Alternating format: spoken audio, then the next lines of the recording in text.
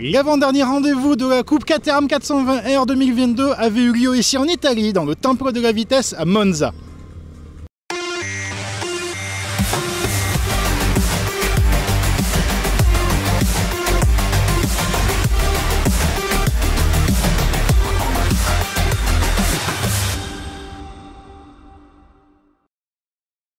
Pour cet événement, près de 50 voitures étaient de la partie, ce qui n'allait pas faciliter de nouveau la tâche des pilotes sur un circuit très exigeant mentalement. Parmi les concurrents, à noter deux nouvelles têtes, avec Hugo Leboucher et Bertrand Semaille, habituellement rodés aux joutes de la Caterham Road Sport. Pour la première séance de qualification, la pluie s'est invitée, chamboulant un peu les stratégies d'équipe. Sur une piste qui néanmoins s'asséchait tour après tour, c'est Eric Moussier qui claquait une nouvelle pole position juste devant son équipier Franck Chaignan. Autre bonne surprise, Jean-Michel Dalloy, auteur du troisième chrono, devant Jobert, Hazard et Noregrag. Au moment de s'installer sur la grille de départ, la pluie redoublait d'intensité, forçant la direction de course à faire deux tours derrière la voiture de sécurité avant de s'élancer. Jobert réussissait un envol parfait à l'extinction des feux, passant Dalloy et Chaignan juste avant la première chicane, puis s'est emparé du commandement devant Moussier à la seconda variante. Dans le cœur du peloton, le game partait en toupie touché par Châtelain, et Hazard et Keto étaient en délicatesse dans l'ESMO.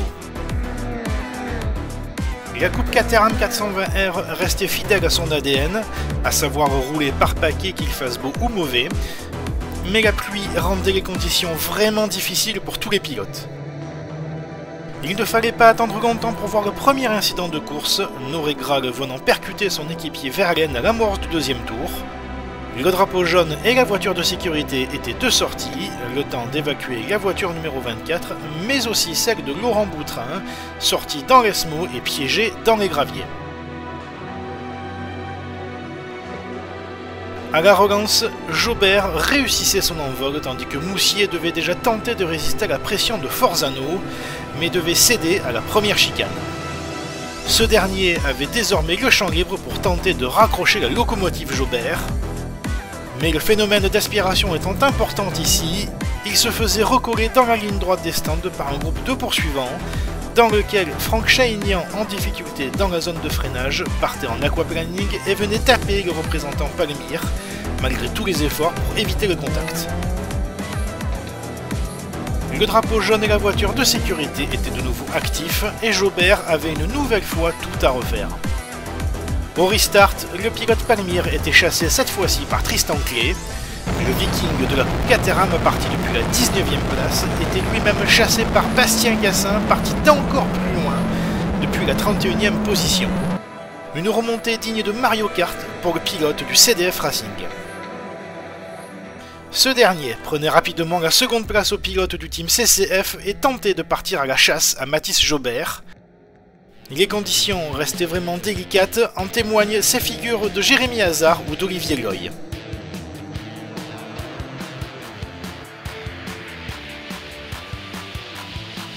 La fin de course voyait un nouveau pilote s'illustrer. Gary Gachenang, discret mais efficace jusqu'à présent, fondé sur Clé et Gassin. Le pilote suisse profitait de phénomènes d'aspiration et de la bataille entre les deux kartmen pour recoller à ses camarades de jeu. Pour la 5e position, là aussi, rien n'était joué entre Eric Moussier, Jean-Michel Dalloy et Henri Bizet, auteur également d'une course extraordinaire, remontée depuis la 33e position au départ.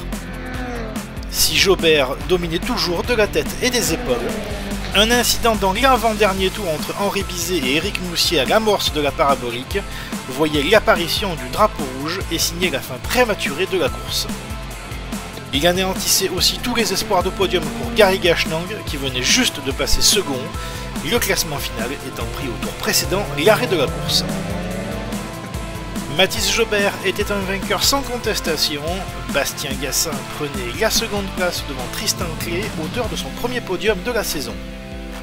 Gachenang terminait 4e devant Jean-Michel Dalloy, Henri Bizet, Eric Moussier, Pascal Verlaine vainqueur du classement sexygénaire, Harold Huot et Sébastien Montagne, belle prestation également du pilote saint-éloi parti 30e.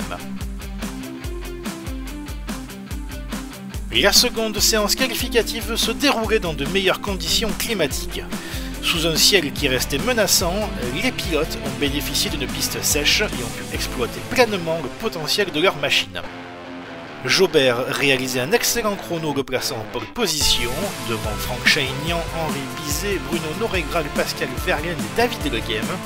Mais des pénalités de 5 places avaient été données en rapport aux incidents de la course 1 aux pilotes de la numéro 20 et 24. Jérémy Hazard et Alain Girardot intégraient donc le top 6. Le départ de la course 2 était mouvementé, mais le premier virage se passait sans incident.